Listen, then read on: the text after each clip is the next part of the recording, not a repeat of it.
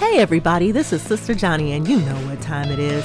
It's time for the Holy What? Report. That's right, let's go. The first article I'll be reading is by the Associated Press and it was published on April 15, 2021. And it reads, Epic drought means water crisis on Oregon-California border. Hundreds of farmers who rely on a massive irrigation project that spans the Oregon-California border learned Wednesday they will get a tiny fraction of the water they need amid the worst drought in decades, as federal regulators attempt to balance the needs of agriculture against federally threatened and endangered fish species that are central to the heritage of several tribes. The next article I'll be reading is brought to you by The Guardian. As of April 27th, 2021. Drought hit California moves to halt Nestle from taking millions of gallons of water. California water officials have moved to stop Nestle from siphoning millions of gallons of water out of California's San Bernardino forest, which it bottles and sells as Arrowhead brand water as drought conditions worsen across the state. The next article is brought to you by Bloomberg, and this article was posted on April 29, 2021. La Nina gives a turbocharge boost to already high food prices.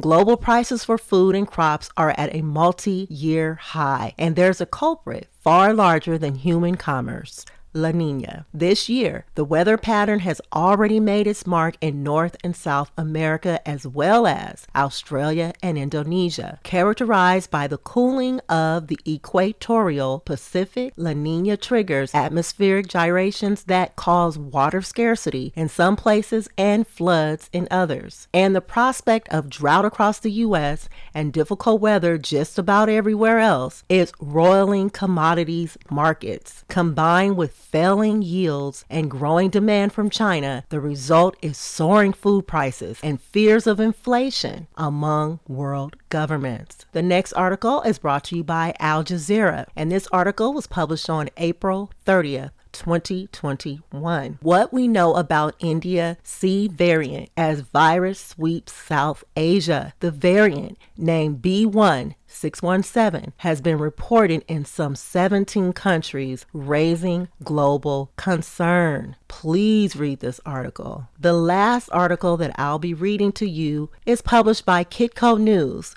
as of April 30th, 2021. More states pushing to make gold and silver legal tender. Former U.S. Mint Director. Concern about inflation and a weakening U.S. dollar is pushing more than a dozen states to try and recognize gold and silver coins as legal tender. The Constitution allows for states to give their citizens the ability to settle debts in gold and silver, according to Ed Moy, former director of the U.S. Mint. It's never been exercised since it was written into the Constitution until recently. After the financial crisis, a number of states, currently 12 of them, are trying to figure out how to operationalize Article 1, Section 10 to allow their citizens to buy and sell things in gold and silver. Moy told Michelle McCory, editor-in-chief for Kitco News. All right, that'll do it for the Holy What Report. Thank you so much for tuning in. Don't forget to follow me on IG and subscribe to my YouTube channel, like and share. Have a wonderful weekend. Signing out.